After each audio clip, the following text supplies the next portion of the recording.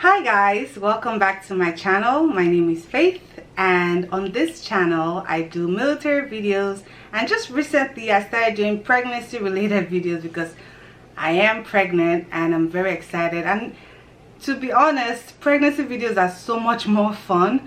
So yeah, you'll be seeing a little bit of military plus pregnancy plus travel videos on this channel.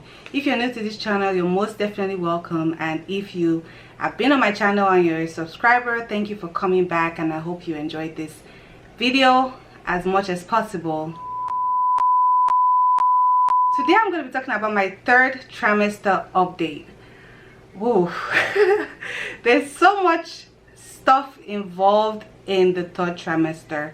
So the reason why I didn't do a first trimester and a second trimester video, because in my first trimester I was so overwhelmed. I had just recently had a miscarriage, suffered a miscarriage, so I found out we're pregnant again, and I was just like so into being careful and making sure that we go past that first trimester. So making a video or making a vlog of how I feel did not even cross my mind. And second trimester was like a relief from first trimester, so I just kind of enjoyed that. I bought my baby stuff, decorated his little area. But this third trimester is a little bit of first trimester plus second trimester put together. So I said it'd be a great idea to do a third trimester update. So the first thing I noticed when I go into my third trimester was, coming off my second trimester, I had so much energy. I wasn't feeling as nauseous, I wasn't as tired, I had so much energy. I was exercising and stuff, and to be honest, I knew I was getting to my third trimester, but I thought my troubles were over basically. So the week I got into my third trimester, I ate, like I had a decent amount of meal, like rice, and I felt sick almost immediately. Like I felt so miserable and I was so confused. Like it took me back to my first trimester, the feeling I had in my first trimester, that sicky, nauseous feeling. And I was like, hold up, what is going on? It was like I was so shocked. Like it's almost like I was so happy in my second trimester that I almost forgot how painful or how miserable you can be in your pregnancy. So that happened, and I told my husband, I was like, I don't feel good, I feel like in my first trimester. And he was like, just relax, right? So I relaxed, and I was feeling miserable. Then the second day I ate again. I had lunch, and it wasn't a big lunch, but it wasn't a small lunch either, and I felt miserable again. So I threw up, and immediately I felt better. So I googled it, and apparently the bigger your baby is, the less space it's in your stomach for food. So that's where the discomfort was coming from. So that was the first thing that I learned in my third trimester, was eat little. I was already eating little, but eat way little, like eat smaller portions, like even smaller than I was already eating. And that was like a big shock for me. So I'll be going to my phone because I wrote some things down that I don't want to forget, but that's the number one thing that was a big difference for me. Secondly, I started having heartburn. So previously I wasn't having heartburn. A lot of my friends that were pregnant, or females that I know, were complaining about heartburn and were asking me, do I have heartburn? I was like, no, what does that even feel like? My third trimester, and I usually try to eat like 5-6 times a day whenever I'm hungry, but just small pieces, and I eat healthy, so I'm not really concerned about how much I eat. So this night, like around 10, I ate, I think I got a smoothie or something, and I literally could not sleep because like my chest was on fire. I felt so miserable. I couldn't even it was just terrible. So I started having heartburn in my third trimester. Then I started noticing some back pain and weakness in my legs, and pelvic pains and hip pains, just like a lot of pressure going down my legs. And it was such a weird feeling because in my second trimester I did not have any back pain. I was very active. I was always doing exercises. I was always dancing. I started experiencing pelvic pain, hip pain, back pain, and it was terrible. Thirdly, I still don't have no stretch marks. I'm so lucky. But I have some stretch marks on my lap. In my first trimester, I noticed stretch marks on my lap. I think that's the only place that really expanded in my body. But my belly is still stretch mark free. Thank God. I don't attribute it to any cream or any regimen. I just think it's just my body, to be honest. And I'm so glad. I mean, if I did have stretch marks, that's fine, but I still don't have stretch marks. And I know that some people get it after they give birth, so I'm still fingers crossed. But at this point, that's the least of my worry. Pregnancy pillow. I've had a love-hate relationship with the pregnancy pillow, but now in my third trimester, I honestly cannot be comfortable with a pregnancy pillow. Like, it makes me even more uncomfortable.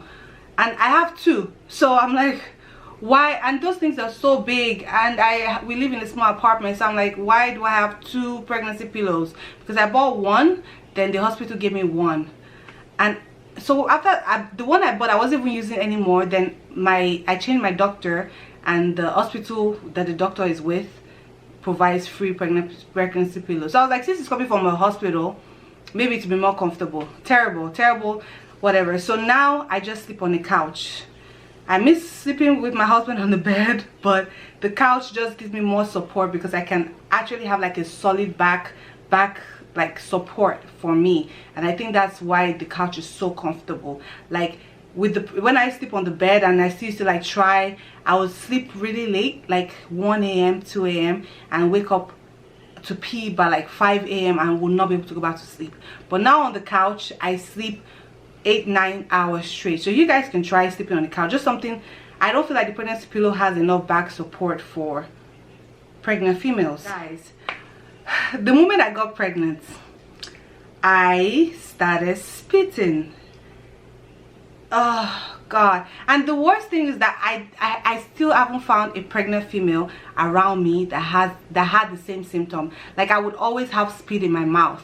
Like, I was constantly with a bottle, spitting in the bottle. I couldn't swallow my spit because this spit, too much information, but this spit was like slimy and thick.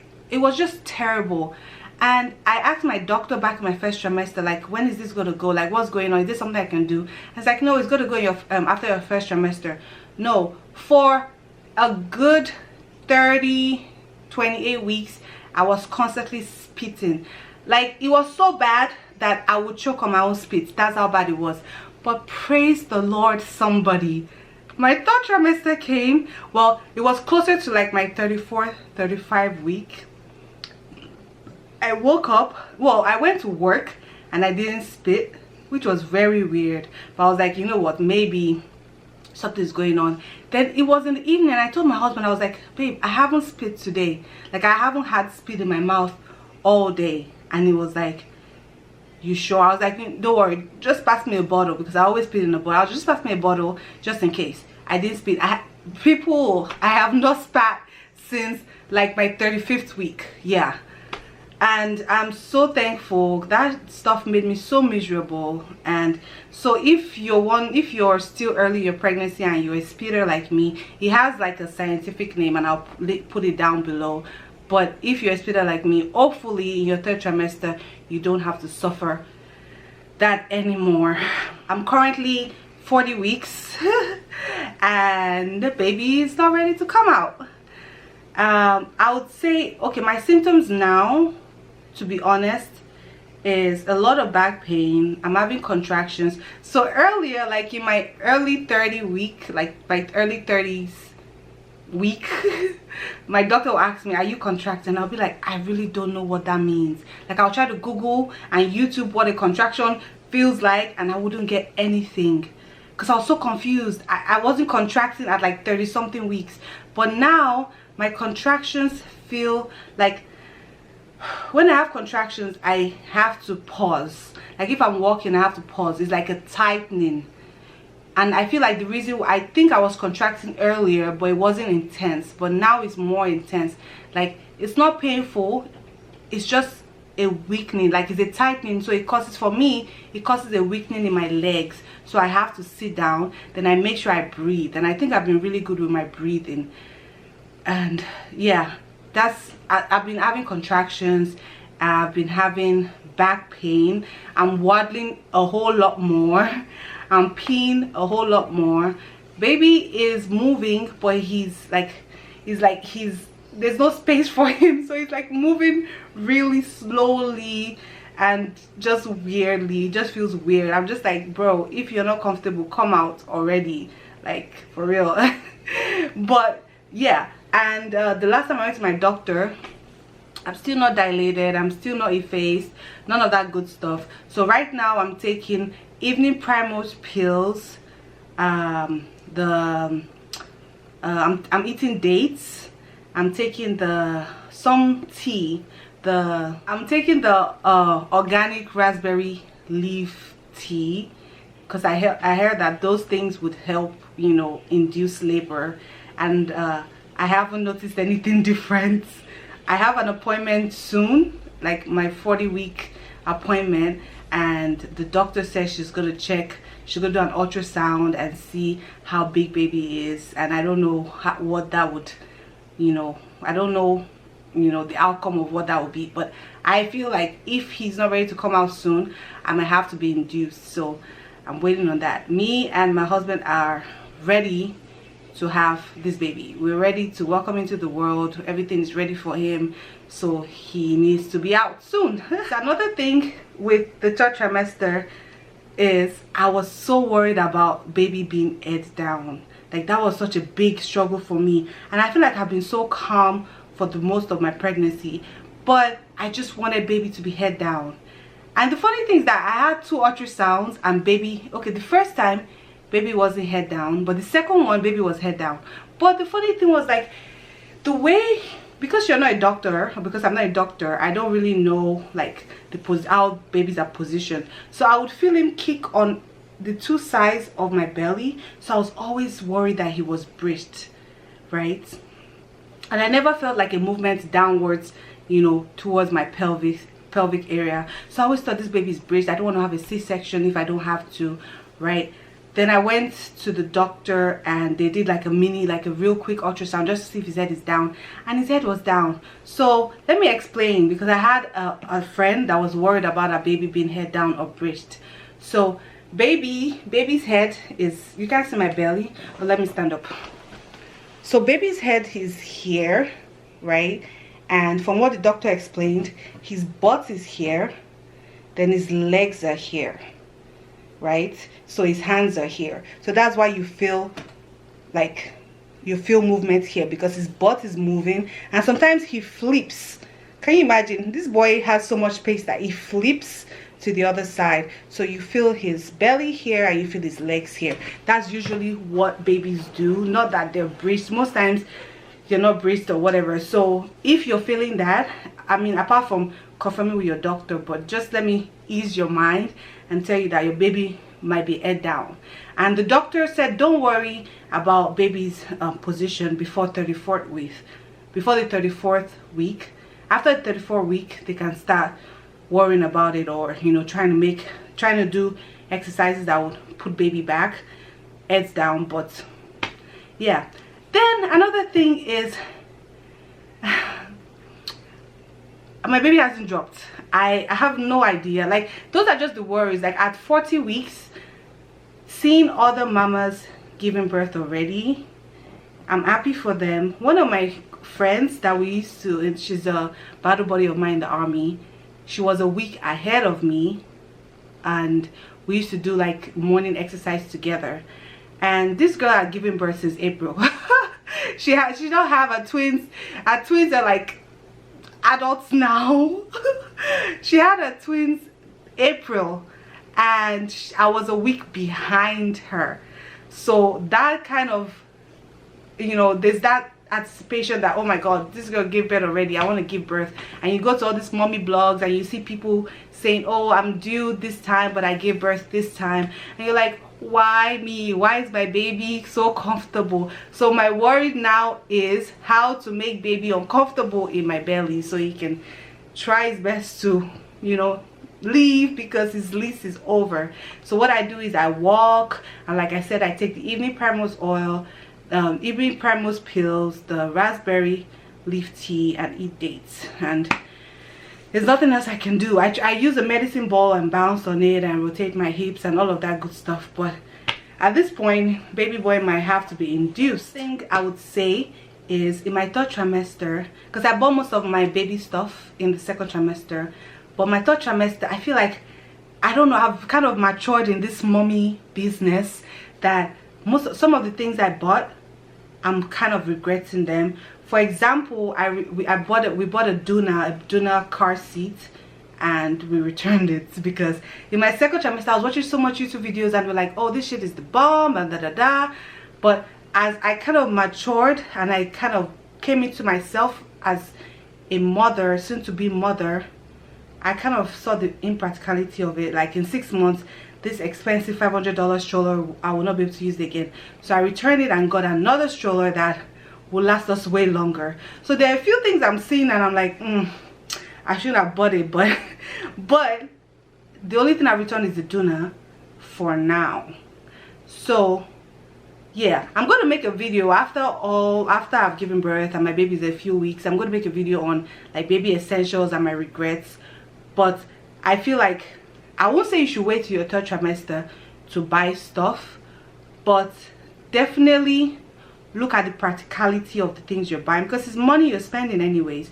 So look at the practicality of the things you're buying and consider it in the long term. Trying to buy stuff that you can use in the long term, because most of baby stuff, by 6 months the lifespan is over. There's some things that you have to buy, but things like a baby bath that says 0 to 6 months, you probably want to get something that will grow with your baby, so you're not constantly having stuff, extra stuff, and having to buy extra stuff. Yeah, so I think that's my third trimester pregnancy update. To be honest, it's been, I would say my experience in third trimester has been 6 over 10. My first trimester was like a 2 over 10. I was miserable. My second trimester, get it girl, was like an 8 over 10, and my third trimester, like a 6. Considering the sleepless nights, the heartburn, the tiredness, the waddling, the sometimes contractions, a 6 over 10. But overall, I am so grateful for this experience. I'm waiting for baby boy to make his way out of mommy's belly and come to life so we can start the 4th trimester with him. But yeah, that's everything, guys. So if you guys enjoyed this video, please don't forget to give it a thumbs up, subscribe to my channel, share with other mamas, click on the notification bell. Oh, look at that. Look at that cute little thing. Click on the notification bell so if I post videos you're notified of it. And don't forget to have a great and beautiful week. Bye.